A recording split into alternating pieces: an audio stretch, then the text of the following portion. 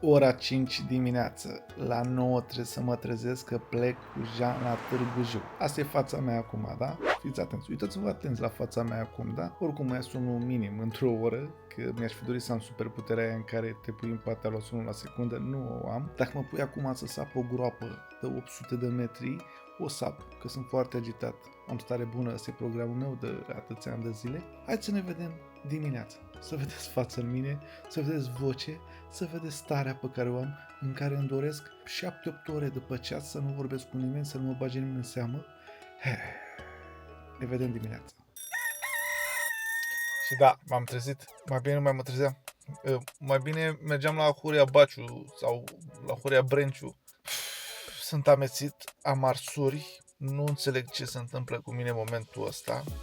Mai ales că m-am trezit și mai devreme că m-a zăpăcit câțiva țânțari. Dar mergem la Jean și plecăm la Târgu Jiu, mergem la Glamour Cakes, acolo la domni, în față. Gata, haide că mergem să ne vedem cu Jean și plecăm acolo și bine că conduce el și bine că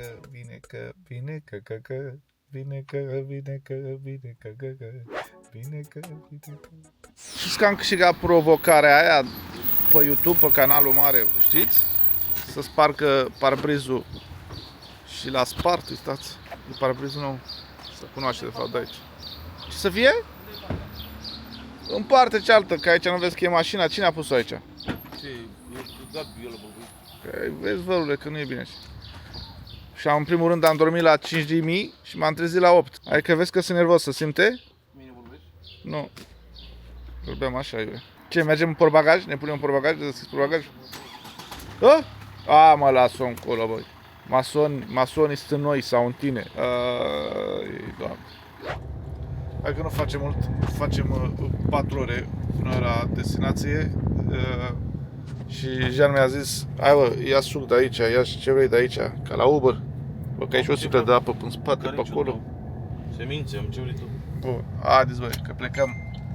Și am plecat, să vedeți la sfârșit cât de fericiți sunt când ne luăm banii. Se ce râde la sfârșit.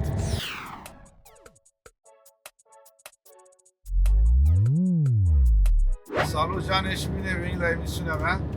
Bine te-am găsit. Aș avea câteva întrebări pentru tine. Nu are nume emisiune, dar ți-l pun eu după aceea. Pe ce se postează asta? Pe YouTube? Pe Canabus, ca să nu zic cannabis, că ce zic că nu prea ai voie să vorbești. Ia fii atent. Dacă ai fi un personaj de pe TikTok, cel mai prost personaj de pe TikTok, care ai vrea să fii?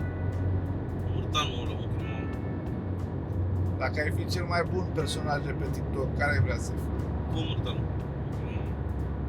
Gata. Asta a fost întrebările la emisiunea mea. Oricum, dacă mai mă întrebai, știi ce ziceam, nu? Murtanul. Nu. Da? Încă o sapă. Păi mai am 2 și atât, termin glumele. Asta a fost emisiunea mea. Să vede verii mei că am dat de bani. Ia vedeți cum se stă. Știți când erați mici și vă duceați la mare? Că prietenii voștri își cumpărau cafea. Cum ar veni, erau obosiți dimineața, s-au trezit și beau. Dar ei nu beau de fel cafea, nu beau de fel și se oprea la benzinerie, la OMV acolo, la Constanța, spre Constanța, la kilometru 50 și își lua cafeluța să bea așa frumos liniștit. Unde? Vrăjeală, pe scaun acolo. Vrăjeala, iurea, dar ei nu consumam de fel cafea. Așa eu acum mi-am luat niște ghimbiri cu magneziu. Cum ar veni, țin la mine, mă, la sănătatea mea. Vrăjeala, să vadă frumos în magazin acolo, la oameni. După 6 ore de mers, mai avem 3 ore. Și bine ați venit la emisiunea mea, așa ne-ești pregătit pentru întrebări. Dar o să spui la un moment dat, băi, ești nebun cu capul. Mai bine spunem de acum, ca să nu zici că o să mă surprinzi. Știi? Băi, ești nebun cu capul. Da. Fii atent, dacă ai avea acum 5.000 de euro, ce-i face cu ei? Mi-aș lua mașină. Dacă ai avea 10.000 de euro, ce-i face cu ei? Mi-aș lua mașină și... Bermude? Nu, Milano? mea mașină, aceeași chestie. Da. Dacă ai avea 50.000 de euro, ce-i face cu ei? Aș plăti rata și mi-aș lua mașină. Se lua și bermude de alea cu AC Milan? Nu. Dacă ai avea 150.000, ce-i face? Ți-aș da ție 120.000 și mi-aș opri eu 30.000. Și nu ți-ai lua bermude cu AC Milan? Nimic. Dacă ai avea 1.000.000 de euro, Toți banii ție. și Cadou. nu ți-ai lua bermude Nimic, cu ca AC nimic, Milan? cu niciuna ăla. Toți banii ție. Da. Rinoplastie, că tu n-am te făceam, îți băgam silicoane, îți băgam de la în cur, acid în nas. BBL? Da, Da, îți făceam bă, nenorocire, îți făceam nasul, uite așa de nasul. Da, dar se vedea frumos. Bă, locuri frumoase pe aici, mai avem 30 de minute. Pentru voi astea 4 ore au trecut în maxim 10 minute.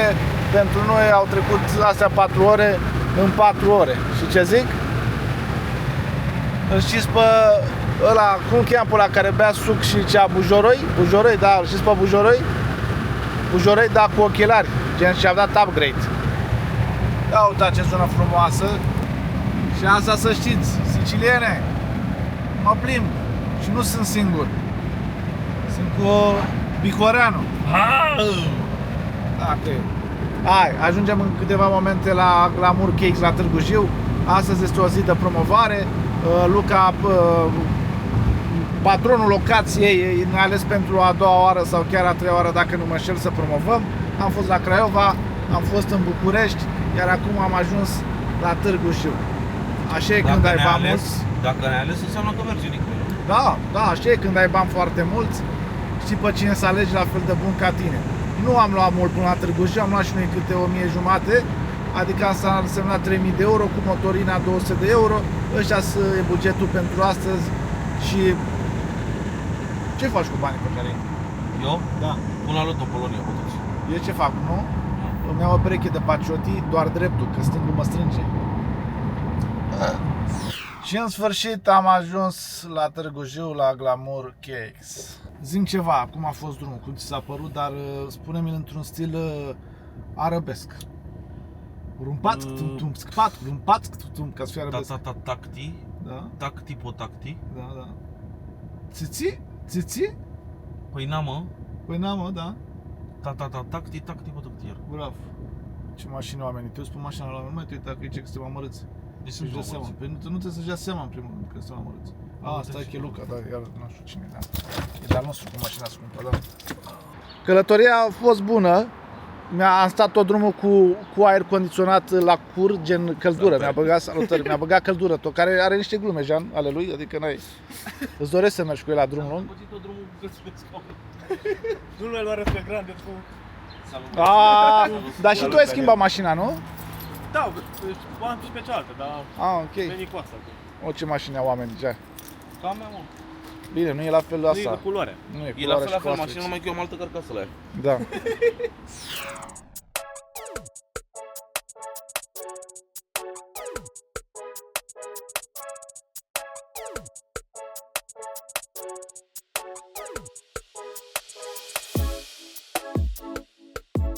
Și am văzut că aici sunt niște monstre de alea. Stai acolo, Jean. Stai acolo cu gustul. Ia să ce luăm de aici. Stai acolo, mă, stai acolo. Asta e cea mai bună parte din acest videoclip.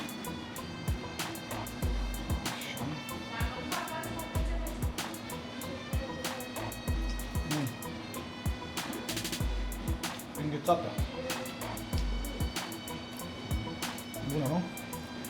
Asta vreau să fac mie, că asta sunt cu mie.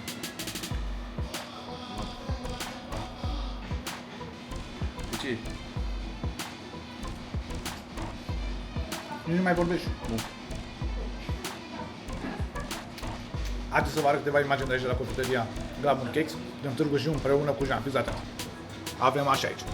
Fiți atenți așa, da? Prăjituri pe care o să le gustăm pe toate. Zic și una. Da, vedeți, până la pahare. Are până la pahare oamenii ăștia? Am vitrină băuturia. Și aș bea și un suc de ăsta. Nu adă cu mendă și gâmbiri și agave, nu care gave. Alea mi fac rău gavele. Dacă nu avea gave, bea mult rău tot. Adică mai râdem, să vedeți când mâncăm. Poate ne duce Luca să mâncăm și ceva pe grătar. Glumeam, Luca, nu glumeam. Ce mai auzit? Că ai să ne duci undeva să mâncăm? Te foame? Eu mă pui pe cap până acum, eu stai liniștit. Da.